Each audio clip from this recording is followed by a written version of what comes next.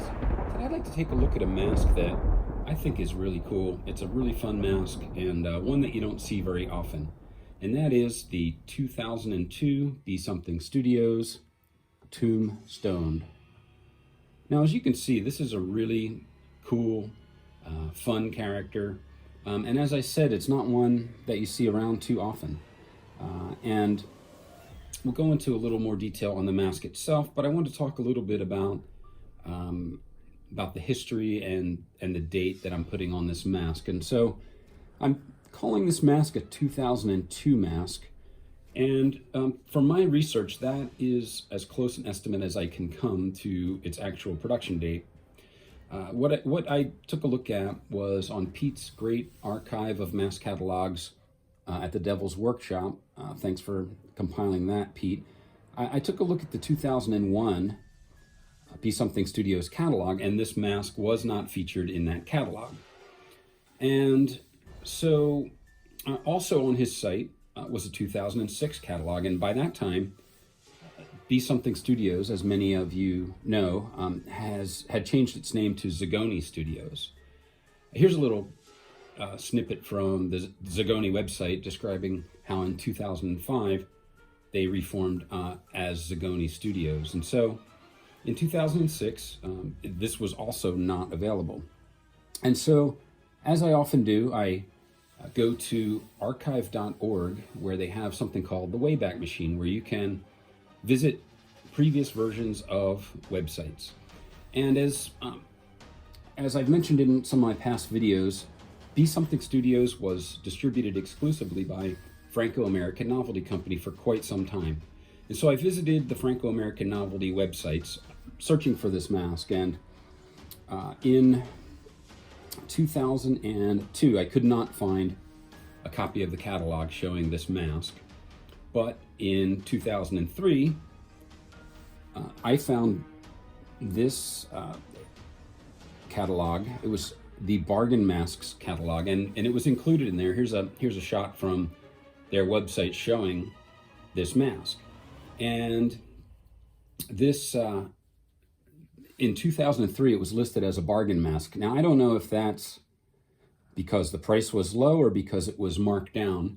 And the reason I say that is because in the Be Something Studios 2004 catalog, which I have, and here is the page showing this mask, this was shown at a reduced price in 2004.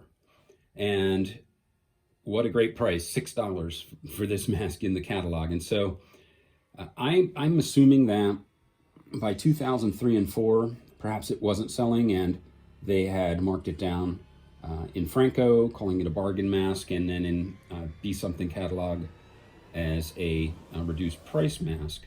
And in Franco's website, Franco American Novelty website on archive.org, in 2005, they simply had the 2004 catalog repeated, showing this mask. And so I'm calling this a 2002 only because I can't find that catalog, and by 2003 it was listed as a bargain mask. Now, and if anyone has any additional information on that, please let me know. And so we can pinpoint the date of this even more closely. But this mask is sort of a classic Be Something construction. They're sort of a, typically many of their masks are sort of a 3/4 mask, the latex stopping about here with this fur hood. Now, one thing about this mask is, I have to say, it is really well made. It is a thick casting, really, really nice and thick. It holds its shape. It's not thinly cast and like some masks may be. This is a really well-made mask. And the paint on this, if you take a look at that, it is really carefully done and really nice. I mean, the way that they did these bandages with the black and white over top and just hitting all the threads, it's really, really well done. I see no mistakes in the paint on this at all. This green with the same technique is really cool, cartoony. And the mask with a little bit of highlight of the red down here and a little bit of gloss. It's really a well done. Even the teeth are well painted with shading and everything. It's really carefully done, and it's really neat. It's sort of a cartoony character, as I said. And one of the things that follows along with that cartoony kind of a look are these bandages. And so they're not really realistically placed per se, in that they stop here. So they're sort of plastered on. They don't wrap around like a mummy type of thing might. They do stop.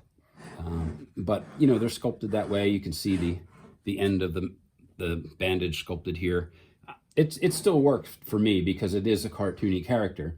Now, one other thing that I'll say about this is that this hair, it's a nice hair with a darker root area and the grayer up top. But the way that this hood is cut and applied really also took a lot of time. And so, you know, this is a lot of mask for $6 when you could get this as a reduced price mask. This hood is cut, and I think you can see this. It's cut like a puzzle piece around each and every one of these bandages, and it's cut just perfectly and glued in perfectly. So it almost takes a minute to figure out what's going on there. It looks like it goes underneath the bandages because it is so tightly cut and glued that it really takes the shape of every one of these bandages. And that certainly takes some ingenuity in the patterning of the hood and also the application. I also kind of like how, you know, the green peeks out through the top here as well, the green skin color. So it's sort of a zombie mummy type of cartoony character. It's really pretty cool in my opinion. And now this one was sculpted by Bill Yeastrom, as most, if not all, Be Something masks were at the time. Now here's a shot on the interior of this mask showing the typical bye-bye, that's by Bill Yeastrom insignia inside into the latex, as well as a tag that says year 2000. And that's a typical thing, you know, mask companies would reuse those copyright tags for years until they were updated. So I think there's a 2000 Be Something tag. There's a 2004, I think, and then a 2006. So they use them for some time. That's not a way really to date the mask other than it was after that date at some point. And so I'm calling this, as I said, a 2002. I think there is a 2004 copyright tag in some of the masks that would probably have been in this one if it was after 2004.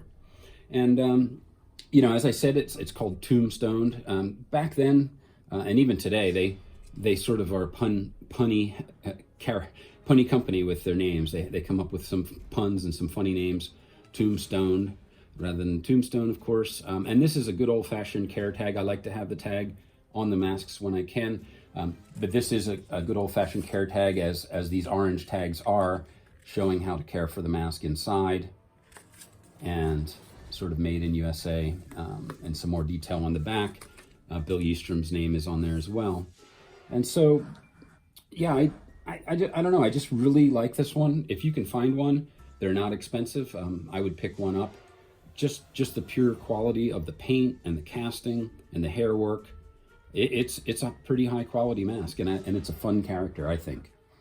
So again, that is the 2002 Be Something Studios Tombstone. Thanks for watching, guys, and we'll see you next time.